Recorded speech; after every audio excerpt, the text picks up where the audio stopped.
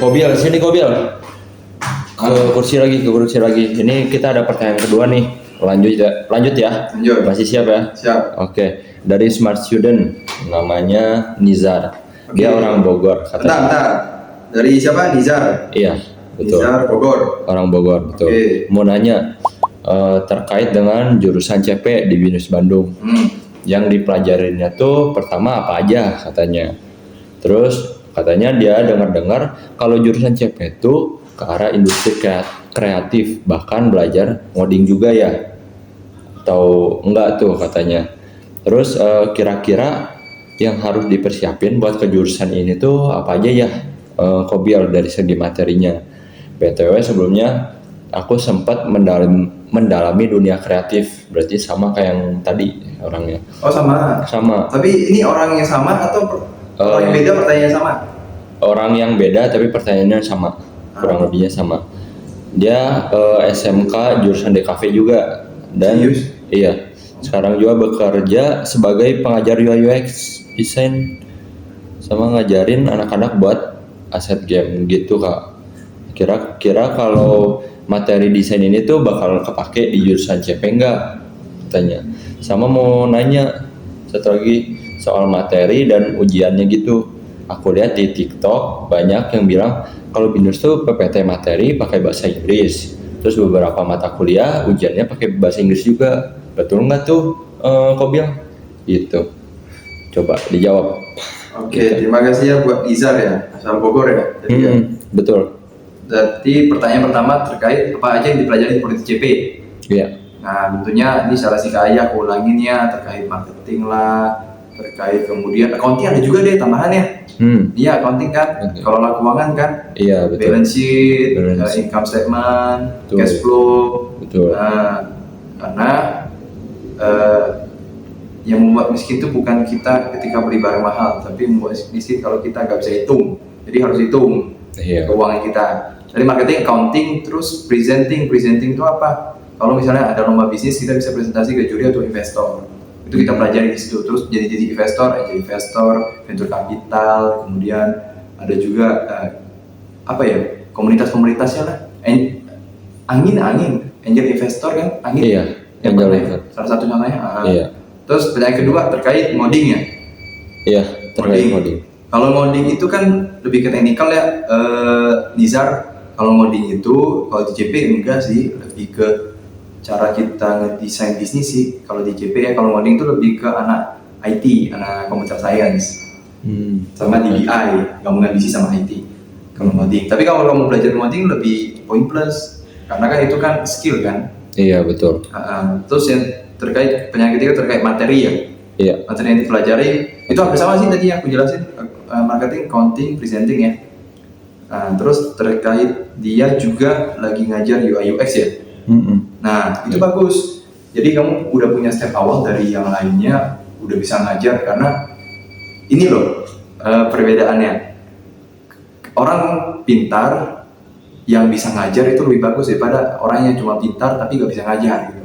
Tapi kamu kalau bisa ngajar kan, the more you share, the more you remember kan, semakin kamu bagiin ilmu kamu, semakin kamu ingat di sini. Anak-anak, ya ngajar anak-anak. Terus terkait materi sama ujian sama PPT kan, materi PPT sama ujian di BINUS ya, bahasa Inggris semua kata dia tadi ya. Iya betul. Mungkin orangnya cukup grogi ya. Kalau misalnya pakai bahasa Inggris mungkin belum fasih atau gimana gitu. Oke. Pertama terkait materi PPT-nya, iya, jawabannya iya ya, bahasa Inggris semua betul. Tapi kan kalau materinya bahasa Inggris, PPT-nya bahasa Inggris, dosennya mostly kebanyakan itu ngajarnya tetap pakai bahasa Indonesia.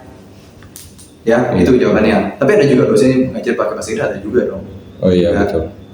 Terus kayak ujiannya soal bahasa Inggris tentunya iya, ada pertanyaannya bahasa Inggris. Tapi ada juga yang aku pernah di bahasa Indonesia, kalau saya karakter building deh.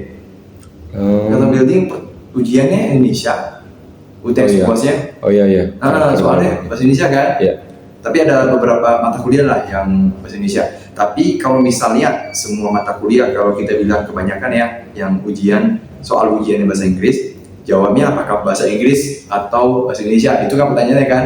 Iya. Tentunya balik lagi kamu harus tanya ke dosen yang ngajar kamu, bukan dosen yang ngajar kelas lain. Ingat, soalnya satu mata kuliah tuh ada beberapa dosen beda-beda di setiap kelas. Jadi Nizar, kamu tanyain nanti ke dosennya sebelum UTS atau sebelum UAS. Nanti ada spare waktu berapa hari ya? Hamis Minggu biasanya ada libur kan? Biasanya sebelum ujian. Iya, betul. Biasanya ya, Iya. sehingga aku ya kurang lebih lah. Nah, lu tanyalah ke dosennya, baik itu secara face to face, datang ke ruang dosen, aku masih ingat lantai 6 kalau di Binus Bandung, atau chat via WA, kan kontak dosen kan ada. Tapi ingat, aku belajar dari masa lalu, chat dosennya jangan malam-malam ya, sesuai jam kerja, work hours ya, operasional ya. Misalnya orang operasionalnya jadi jam berapa? Jam 8 sampai jam 5 sore gitu. Iya. Itu ya. Nah, tapi kalau misalnya ya chat malam bisa sih, tapi kalau kamu udah deket sih sama dosen boleh gitu. Itu ya Siap. jawabannya ya. Iya, betul. Udah menjawab lah ya. Jawab. Thank you ya Nizar ya. Oke, selanjutnya Oh. episode ketiga atau episode berapa? Masih ada pertanyaan sama? Oh iya, masih ada nih kok. Untungnya masih ada. Iya. Oke, belum tutup. Masih Nizar nih, yuk Nizar. Nizar, dari Nizar lagi dia mau nanya kalau misalnya jurusan CP itu yang dipelajarinya secara spesifik apa dia bilang. Soalnya mungkin dia masih belum kebayang gitu kok. Jadi masih meraba-raba gimana apa aja yang bakal dipelajarin di jurusan CP ini tuh. Soalnya dia punya waktu luang, mumpung masih punya waktu luang mau belajar duluan katanya sebelum masuk ke kuliahnya nanti gitu. Oke, pertanyaan bagus nih. Pertama Nizar, apa yang dipelajari CP ya yang kamu harus persiapkan sekarang? Pertama terkait communication atau public speaking. Mungkin basicnya aja kali. Iya, ini kan lebih ke soft skill kan, soft skill, tapi itu penting banget. Kenapa communication atau public speaking? Ketika kamu masuk dalam kelas belajar gitu ya, dosen misalnya presentasi, kan kita fokus nih, ya harusnya sih mahasiswa yang baik, yang sadar bahwa kuliah itu tidak murah, melainkan biayanya cukup mahal. Kita harus hargain siapapun dosen yang ngajar di depan. Mungkin kalau misalnya teman kita satu kelas ya pasti ada lah yang main HP lah ataupun sibuk sendiri lah ya gitu ya. Iya, betul. Tapi kan itu pilihan ya. Kalau misalnya dosen ngajar nih, di dosennya ngomong, oke, ada yang kurang apa atau ada pertanyaan. Nah, ini soft skill kamu dilatih tuh public speaking sama untuk communication-nya. Misalnya contoh nih kalau Kobil nih pertanyaan dosennya kayak gitu, Kobil tanya, misalnya ibu siapa ya namanya? Ibu A aja. Ibu A, oke. Oh iya, makasih Ibu A udah jelasin Bu A terkait materi ini. Nah, Billy mau nanya nih Bu A terkait misalnya contoh kondisi ekonomi gitu ya. Nah, perbedaan makroekonomi kan itu kan tidak jauh beda ya. Nah, kalau misalnya bla bla bla, ini apa ya yang harus kita lakukan bla bla bla. Nah, itu sih pertanyaan dari Billy, Ibu A.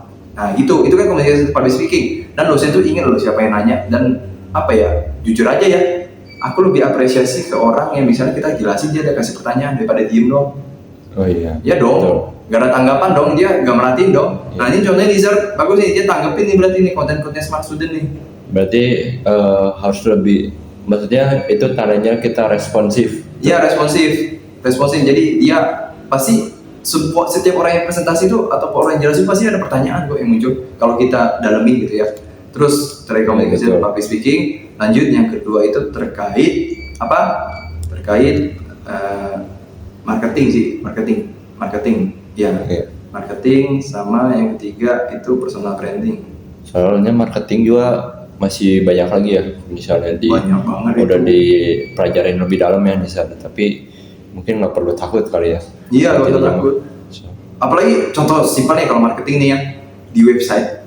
Kamu tau gak Nizar ya dan teman-teman smart student semua ada namanya itu aku ingat PPC, pay per click. Pay per click itu apa? Misalnya ada website gitu ya di Google ya. Ketika kita klik itu tuh sebenarnya secara otomatis walaupun kalau kita pakai wifi atau kuota itu ya, kalau aku salah tolong diralat ya, itu tuh orang yang punya website dia dapat duit tuh. Ya betul. Kita klik kan, klik satu. Ya.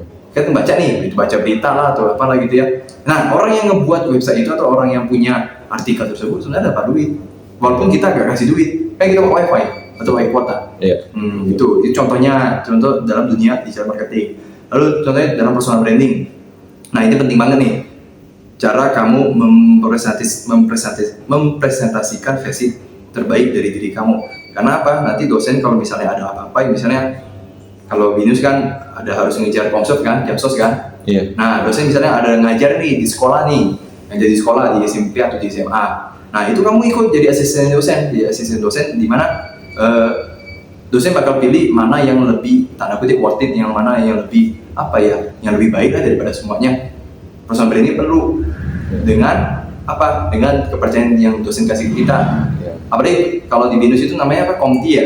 Kalau kita SMP SMA ketua kelas kan. Iya. Nah, komti itulah yang menjadi apa? Jadi nilai plus. Kalau misalnya dosen mau apa-apa tinggal hubungin kamu aja. Dan kalau misalnya juga dosen misalnya mau buat artikel lah, mau buat jurnal lah, kamu butuh jamsos atau kamu butuh bahan untuk skripsi, nah bisa tuh join sama dosen. Jadi jangan takut untuk berbeda kalau itu perbedaannya banyak. Itu ya, kalau komunikasi antara speaking, kedua marketing, yang ketiga personal branding. Berarti yang jamsos gitu tuh bukan cuman bikin kita supaya lebih aktif aja ya, tapi buat personal branding kita juga. Itu makanya. Oke. Aman ya? Aman. Oke. Dari Nizar sekian. Untuk Nizar udah ya. Lagi Nizar ya. Salam cerdas.